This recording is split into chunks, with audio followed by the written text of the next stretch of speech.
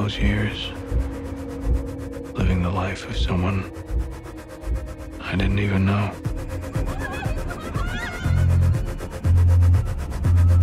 Let me tell you about you. I want to make you rich. You see the palm trees? They tell you anything's possible. No one cares about reality anymore. Different these days.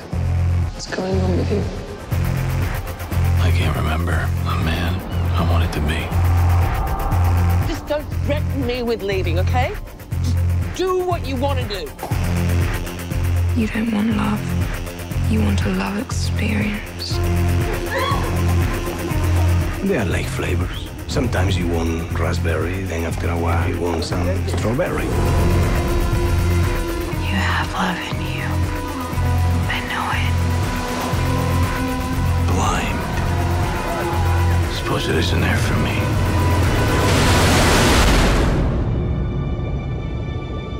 I was afraid when I was young. Afraid of life. One pays for it. Once the soul was perfect and had wings and could soar into heaven.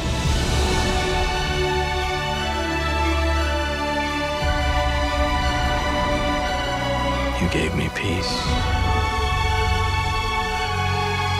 joy, love. Find your way from darkness to light. Remember.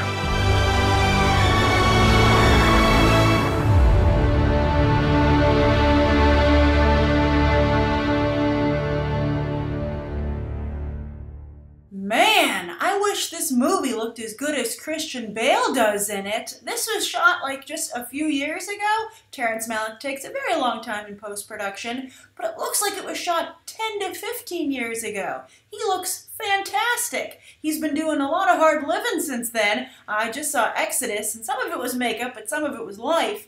But Christian Bale should get back to this look. He looks great here. He looks young, he looks youthful, he looks like he's electric, on fire. I'm sure it's partially the material, but Mark Wahlberg had a similar effect when he dropped a lot of weight. You know, when Jake Gyllenhaal did it for Nightcrawler, he just kind of looked sickly, but in a cool way, obviously. But Mark Wahlberg, it's not making him look particularly Oscar-worthy in the Gambler trailer, but the more I see it, I'm like, you know, that's a good look for you, Wahlberg. It takes a couple of years off of you, almost a decade.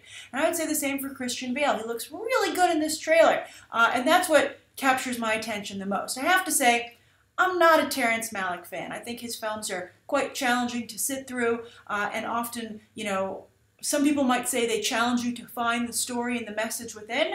I sometimes feel like there isn't one there, and Terrence Malick is just challenging you to put one together yourself, and he's just going to give you the tools because he can't put it together, so he's just going to, you know, I guess there are different interpretations of art. I always feel the artist should know what the end game is, but some people, and this is a perfectly legitimate view of art, be it, you know, art on a canvas or art on a movie screen, they feel that just putting together an amalgam of different elements to trigger a reaction from the audience is art in and of itself, and that's kind of what Terrence Malick does, I think, as a filmmaker.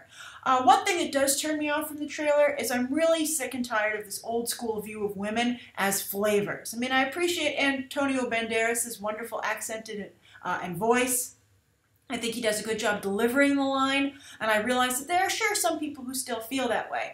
But to see that idea perpetrated in a film like this is frustrating, especially at a time in Hollywood when women are actually breaking through that glass ceiling and becoming a part of the creative process beyond just acting. I mean, of course, that's a big part of it, but you know, you're seeing a lot of success with female screenwriters, directors, producers, etc. To the point where they can embarrass themselves in emails that are leaked, etc., and bad reviews for their work. I mean, just because you can compete in the big leagues doesn't mean you always are going to hit a home run. So I didn't like that aspect of it. I didn't like the flavors thing. Also, I felt a little weird being like, hey, Christian Bale, whatever character he's playing here, I see your trick with the ladies. You take them to the beach. He like takes everybody to the beach. I'm like, it's kind of sad because all these women are like, this is such a wonderful romantic moment between the two of us. But I'm like, hey, psst, Natalie Portman, psst, Cate Blanchett. Hey, psst, Imogen Poots. He took somebody here the other day. He did the exact same thing with them. Now, maybe it's all in Christian Bale's mind. Maybe he's imagining this. Who knows? We'll see what the context in the story is. But in the trailer, I just see a player. And seems to be somewhat about a player. I'm curious to see what Terrence Malick's view of Hollywood is. I don't think he spends a lot of time there, so I'd be curious to see what kind of inside track he thinks he's privy to, because I don't think he's on any inside track in Hollywood. But, he is a respected artist, and I think it will interest people to see what he has to say about the business and the town itself, which is basically the business. I think the trailer looks really good. I think it looks like a typical Terrence Malick film, so it's hard for me to get excited about it beyond some cool sets. I like Christian Bale. I think he looks fantastic here. And I like Imogen Poots, by the way. I think she's a really good actress. She was great in Need for Speed. I liked Need for Speed.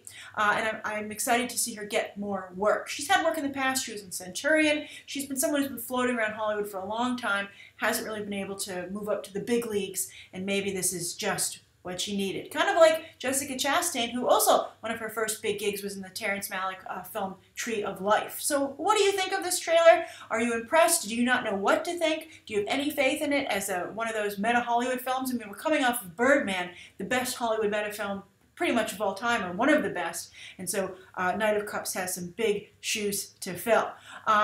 Also, this was trending yesterday on Twitter. This trailer made such an impression.